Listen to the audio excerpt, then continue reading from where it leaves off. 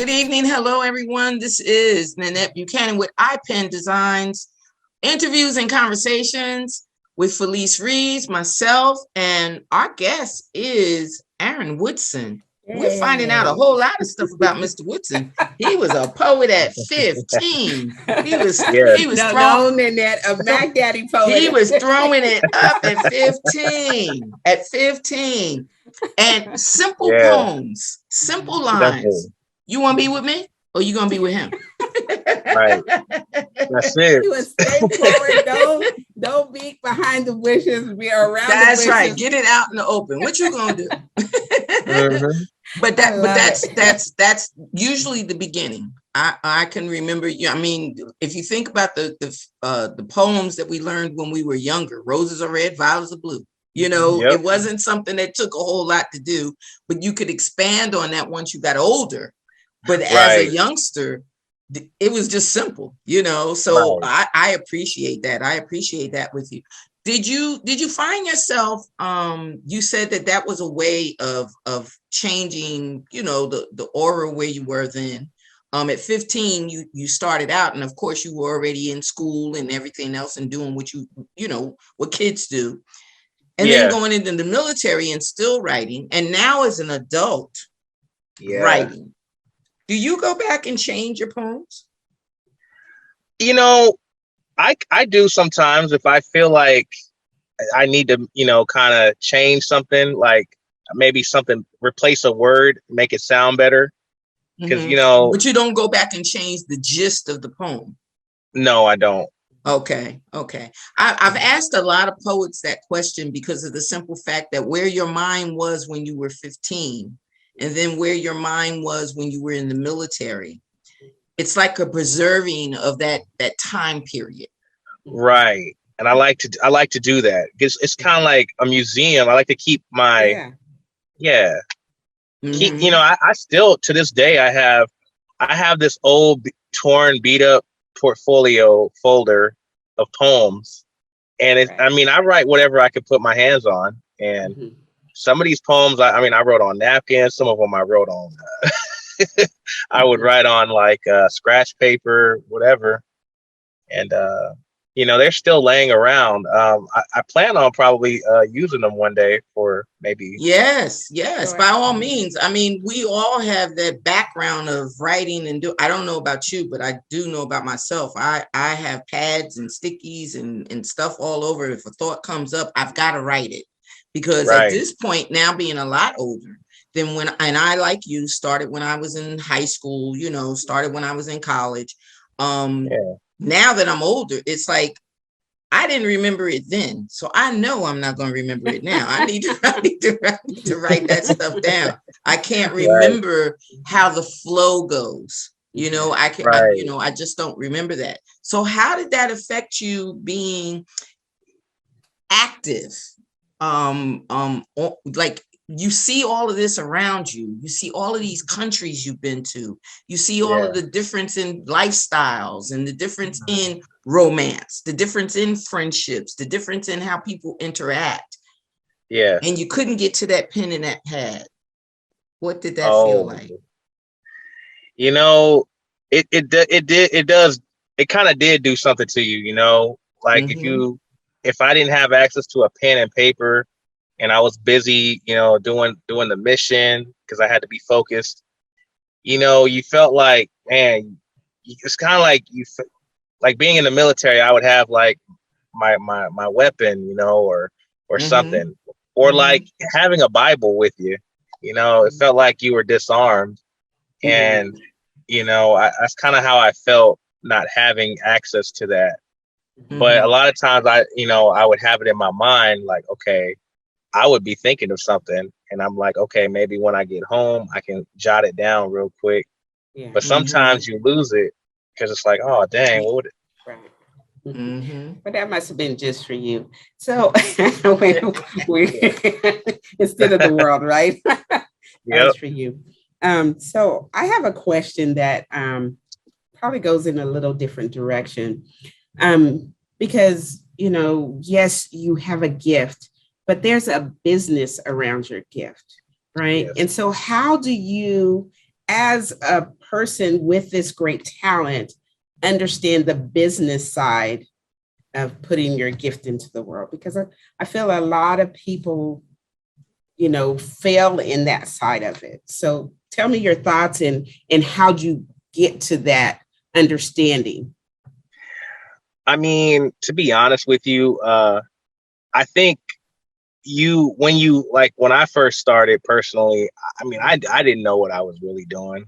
And, I don't know, I have all the answers, but, I mean, it's just trial and error, basically. You try to, do your research as much as you can. And, obviously talk to people that have done it, have a soundboard, hopefully they'll tell you the right information, and you also research on your own. But a lot of times you just have to, get your feet wet and, at least try it out and see if it works for you.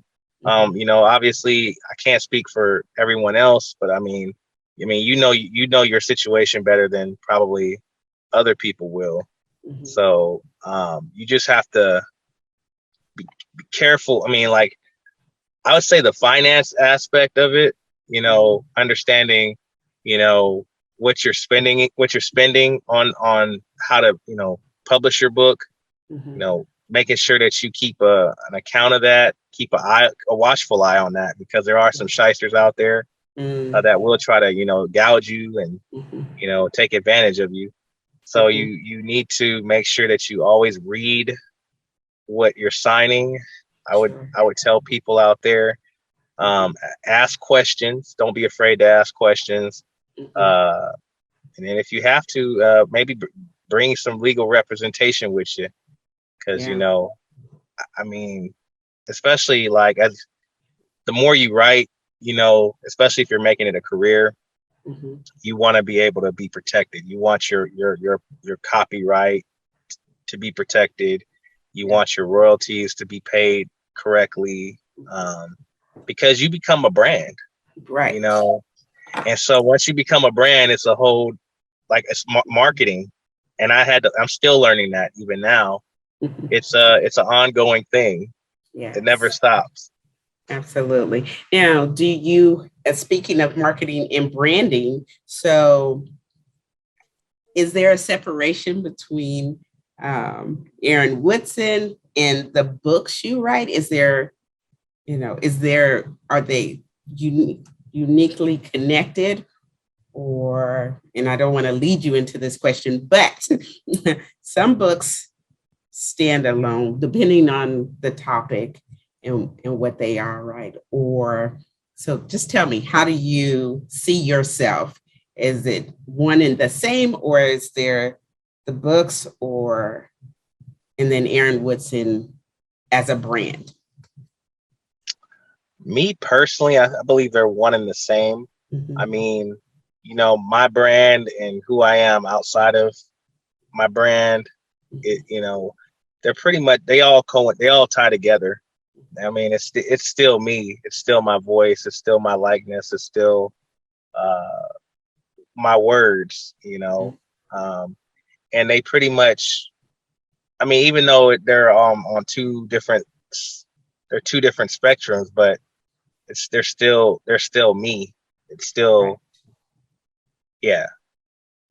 So as an author, are you doing other work other than just writing and other than just books? Are you doing speaking engagements? Are you doing workshops where you're handling other things other than just writing your novels or writing your screen plays? A good question. Currently at the moment, I don't have a 9-to-5 right now, but mm-hmm. I am involved in a business. I'm involved with Primerica, which mm-hmm. is with health insurance. Helping mm-hmm. families with their health insurance, mm-hmm. and I'm working on getting certified and getting my licenses with that, mm-hmm. so I can start making more money. Mm-hmm. And I'm just interested in making residual income. Mm-hmm. And I realized that, not to knock people that work a 9 to 5. I mean, that's all well and good, maybe for them. But for me, I feel like I feel better just doing something that I could have more freedom, more financial leverage, and be able. And that's understandable. I mean, a lot of us that have gone through a full career or have gone through a full, you do 15 years in the military, and most of your 15 years you running from something that you're supposed to run to. Right. And I say that as a joke, and Felicia's laughing, but I did 25 years as a sergeant in the Department of Corrections. So I did the same thing. I'm running two stuff going, I hope they're not fighting.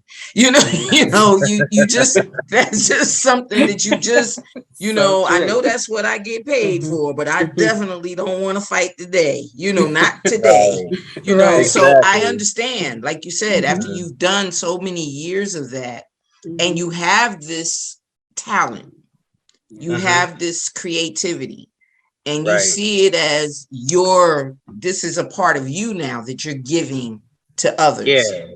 You do look at it as not being a job. You do look at it as, like you said, I don't know much about marketing.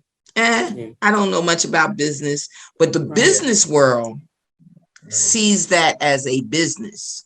They see anything that you do that brings an income as a business, but we look at it from the aspect of, I'm not going to be tied down to anyone telling me go, go. Exactly. So I understand exactly what you're saying. Right. Yeah. And then that's so funny you should say that. I'm running towards something that you should be running from. And in this day and age, especially in our community and our culture, getting a firm understanding of that, that 9 to 5 will not sustain you like your own business will. Right. Will not leave a legacy for you, your family, like your own business will. And so, but we steadily run every single day, getting up and punching that time clock to run to again. That. We run from running away from it. We run from that because it's a building process. So in your building process, what you've built, you're looking at going from that one book to that screenplay to the next thing to the next thing. But the behind the scene things are usually the things that on a 9 to 5 we don't handle. Yeah. Right. We don't handle the behind the scenes on a 9 to 5. So when it comes to our own business, we're looking at it going, what do you mean I got to do? I got to do the books. Who's doing the books? Somebody else do the books, because you're not thinking about the behind the scene things like you would at a regular job. So it is a process. It is a process. Yeah. Now, let me ask you this. How do you tie in with your network? Who is your network? Oh, my network? I mean, obviously for me, I'm a people person. So I just I meet people everywhere I go. So, I usually carry business cards with me. I'll strike up conversations with people at the gym. It could be at church. It could be, anywhere really. And, for me, some people I may not even talk to all the time on a regular. I mean, it's just it just sporadically, if I may need something or they may need something, and, or it could be something mutual.